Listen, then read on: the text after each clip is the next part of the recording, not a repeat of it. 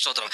നാം ഏത് സാഹചര്യത്തിൽ നിന്ന് വിശ്വാസത്തിലേക്ക് കടന്നു വന്നവരാണെങ്കിലും, ഏത് അനുഭവത്തിൽ നിന്ന് വിശ്വാസത്തിലേക്ക് വന്നിട്ടുള്ളവരാണെങ്കിലും, ഈ വിശ്വാസ ജീവിതത്തിന്റെ ഓട്ടക്കളത്തിൽ ഏതെങ്കിലും ഒരു ടൈം പീരീഡിൽ ആർക്കും സഹിക്കാൻ കഴിയാത്ത നിലവാരത്തിലുള്ള പെയിൻഫുൾ സിറ്റുവേഷനിലൂടെ നാം കടന്നു പോയേ പറ്റത്തുള്ളൂ.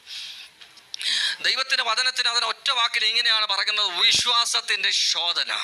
സ്തോത്രം. കർത്തദാസൻ പറഞ്ഞതുപോലെ ഈ ഒരു സാഹചര്യത്തിൽ കൂടെ കടന്നു പോകുമ്പോഴാണ്, ഈ ഒരു സാഹചര്യത്തിൽ കൂടെ കടന്നു പോയി കഴിഞ്ഞാൽ മാത്രമേ നമ്മുടെ അകത്തളത്തിലുള്ള വിശ്വാസം വർദ്ധിക്കത്തുള്ളൂ. ഈ ഒരു സാഹചര്യത്തിൽ കൂടെ കടന്നു പോയി കഴിഞ്ഞാൽ ഒന്നെങ്കിൽ നാം കർത്താവിനോട് അടുക്കും, അല്ലെങ്കിൽ നാം കർത്താവിൽ നിന്ന് അകലും. സ്തോത്രം. നിങ്ങൾക്ക് ഈ പാട്ടറിയാം, പാടാൻ അറിയത്തില്ലെങ്കിൽ 2 വരി പാടിയിട്ടേ ഞാൻ പോകുന്നുള്ളൂ. പരനേ നിന്നെ കാണാൻ. Come on church.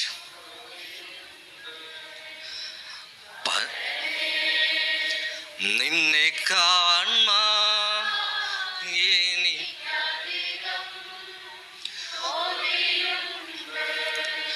പരനേ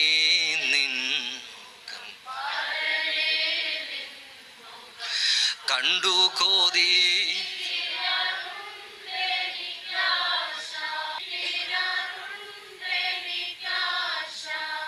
പൊയ്കയിൽ യോഹന്നാൻ അപ്പച്ചൻ എന്ന് പറയുന്ന ഒരു അപ്പച്ചനാണ് ഈ പാട്ട് എഴുതിയത്. അദ്ദേഹം വിശ്വാസത്തിലേക്ക് ഇറങ്ങി വന്ന കാലഘട്ടത്തിൽ, അന്നത്തെ കാലഘട്ടത്തിൽ ഉപദേശിമാരും ഏറ്റുപദേശിമാരുമാണ് കൺവെൻഷൻ സ്റ്റേജുകളിൽ ശുശ്രൂഷിക്കാറുള്ളത്.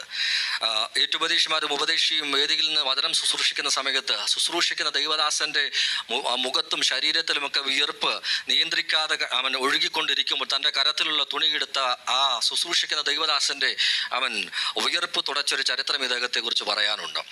എന്നാൽ ഇദ്ദേഹത്തിന്റെ ചരിത്രം പഠിക്കുമ്പോൾ ഏറിയ നാൾ കഴിയുന്നതിന് മുൻപ് വിശ്വാസഗോളത്തിന്റെ അകത്തളത്തിൽ നിന്ന് തനിക്ക് നേരിട്ട കൈപ്പേറിയ അനുഭവം നിമിത്തം, അല്ലെങ്കിൽ വിശ്വാസികൾ എന്ന് പറയുന്ന ദൈവമക്കൾ എന്ന് പറയുന്ന ഒരു കൂട്ടം ആൾക്കാരുടെ അവൻ ജീവിതത്തിൽ നിന്ന് തനിക്കുണ്ടായ കൈപ്പേറിയ അനുഭവം നിമിത്തം ചരിത്രം ഇങ്ങനെയാണ് പറയുന്നത്. ഏകദേശം 350 അധികം ദൈവത്തിന്റെ പുസ്തകം, അതായത് ബൈബിൾ സ്തോത്രം പൊതുവേദിയിലിട്ട് കത്തിച്ചിട്ട് കർത്താവിനെ വേണ്ടെന്ന് പറഞ്ഞ വിശ്വാസത്തിൽ നിന്ന് പിന്മാറ്റത്തിലേക്ക് ഇദ്ദേഹം പോകാനിടയായി. സ്തോത്രം. വിശ്വാസികൾ എന്ന് പറയുന്ന ഒരു കൂട്ടം ജനങ്ങളുടെ ജീവിതത്തിൽ നിന്ന് തനിക്കുണ്ടായ തിക്തമേറിയ അനുഭവം, തൻ്റെ ഹൃദയത്തിൽ ഇറങ്ങിയ ആഴമേറിയ മുറിവിൻ്റെ അനുഭവം, തൻ്റെ അരുമനാഥനായ, തന്നെ വീണ്ടെടുത്തവനായ, തന്നെ പാപത്തിൽ നിന്ന് പുറത്തു കൊണ്ടുവന്നവനായ കർത്താവായ യേശു ക്രിസ്തുവിനെ തള്ളിക്കളഞ്ഞുകൊണ്ട് വിശ്വാസത്തിൽ നിന്ന് പിന്മാറ്റത്തിലേക്ക് പോകുവാൻ ഇദ്ദേഹത്തെ പ്രേരിപ്പിക്കാനിടയായി തീർന്നു. But I thank God for Naomi. 1 അല്ല 2 അല്ല 3 ശവ മഞ്ചങ്ങൾ തൻ്റെ കൂടാരത്തിന്റെ അകത്തളത്തിൽ നിന്ന് നീണ്ട 10 വർഷത്തിനിടയ്ക്ക് ഓരോന്നായി സ്തോത്രം പുറത്തേക്ക് ഇറങ്ങി. സ്തോത്രം. ഇതാ അവൻ പുറത്തേക്ക് ഇറങ്ങുമ്പോൾ ഒരു പക്ഷേ ഞാൻ ഇങ്ങനെ ചിന്തിക്കുകയാണ്, ഒന്നാമതായി ഇതാ അവളുടെ ഭർത്താവിന്റെ ശവമഞ്ചം കൂടാരത്തിന്റെ അകത്തളത്തിൽ നിന്നും ചുമക്കുന്നവർ ചുമന്നുകൊണ്ട് ശവപ്പറമ്പിലേക്ക് നടന്നു നീങ്ങുമ്പോൾ അവൻ വിദൂരത്തിൽ നിന്ന് നിസ്സഹായതയോടെ കണ്ണുനീരോടെ കരഞ്ഞുകൊണ്ട് നോക്കി നിൽക്കാനേ നവോമിക്ക് കഴിഞ്ഞുള്ളൂ. ചുറ്റും നിന്നവർ ഒരു പക്ഷെ കമന്റ് പാസ്സാക്കി കാണുമായിരിക്കാം, ആ ഭവനത്തിന് 2 തലമുറകൾ മാത്രമേ നവോമിയെ സ്തോത്രം നോക്കിയിരിപ്പുള്ളൂ. അവരാണ് ഇനി ആ ഭവനത്തെ നയിക്കേണ്ടത്. ഏറിയ നാൾ കഴിയുന്നതിന് മുൻപ് രണ്ടാമതൊരു ശവമഞ്ചം ഈ കൂടാരത്തിന്റെ അകത്തളത്തിൽ ഉയരുകയാണ്. അവൻ ഇപ്പോഴും നിസ്സഹായതയോടെ വിദൂരത്തിൽ നോക്കി നിന്ന് കരയാൻ മാത്രമേ നവോമിക്ക് കഴിഞ്ഞുള്ളൂ. ഇപ്പോഴും പുറത്തു നിന്ന് കമന്റ് പാസ്സാക്കുന്നവരുണ്ട്. അവർ പറയുന്നത് ഇനിയൊരു മകൻ കൂടെയുണ്ട്, ഒരു പക്ഷേ അവനായിരിക്കാം ഈ ഭവനത്തെ നയിക്കുവാൻ വേണ്ടി പോകുന്നത്. തീർന്നില്ല ദൈവമക്കളെ.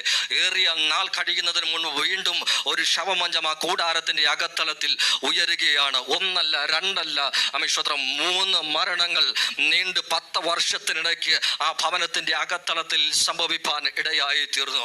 എന്നാൽ സ്തോത്രം, ദൈവത്തിന്റെ വചനം ഇങ്ങനെ പറയുകയാണ്, ഒരു സ്ത്രീക്ക് സഹിക്കാൻ കഴിയുന്നതിലും അധികം വേദന തന്റെ ഹൃദയത്തിൽ സംഭവിച്ചിട്ടും ഞാൻ ആ സ്ത്രീയെ കുറിച്ച് ഇങ്ങനെയാണ് പറയാൻ ആഗ്രഹിക്കുന്നത്. മിസറബിൾ ആയിട്ടുള്ളൊരു ജീവിതം, ഒരു അനുഭവം തന്റെ ജീവിതത്തിൽ ഉണ്ടായിട്ടും ദൈവത്തിന്റെ വചനം ഇങ്ങനെ പറയുന്നു, ബത്ലഹേമിൽ, അതായത് യഹൂദയിലെ ബത്ലഹേമിൽ ദൈവത്തിന്റെ യഹോവയുടെ സന്ദർശനം ഉണ്ടായി എന്ന് നവോമി കേട്ടപ്പോൾ അടുത്ത സെക്കൻഡിൽ തന്റെ മരുമക്കളോട് അവൾ പറയുകയാണ്, പാണ്ടക്കെട്ടുകൾ സകലതും എടുത്തു, ഇതാ ബത്ലഹേമിൽ യഹോവയുടെ സാന്നിധ്യം സന്ദർശനം ഉണ്ടായി കഴിഞ്ഞു. നാളെ പ്രഭാതകാലം നാം ബത്ലഹേമിലേക്ക് യാത്ര തിരിക്കുവാൻ വേണ്ടി പോകുകയാണ്. ഇതല്ലെങ്കിൽ ഇതിനെ തത്തുല്യ അനുഭവത്തിൽ കൂടെ അവൻ കടന്നുപോയ പല നവോമിമാരും എന്നെ ഇന്ന് പകൽ കേൾക്കുന്നുണ്ട്. ഞാനത് വിശ്വസിക്കുന്നു.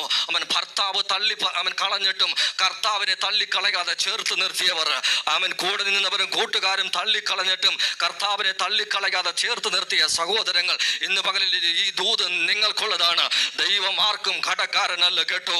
നീ നിന്ന സാഹചര്യവും നീ കടന്നുപോയ അനുഭവങ്ങളും നിന്റെ വേദനയുടെ ഇരുട്ടിന്റെ അന്ധകാരത്തിന്റെ അനുഭവങ്ങളും എൻ്റെ സർവശക്തനായ ദൈവം തൻ്റെ കണക്ക് പുസ്തകത്തിൽ എഴുതി ചേർത്തിട്ടുണ്ട്.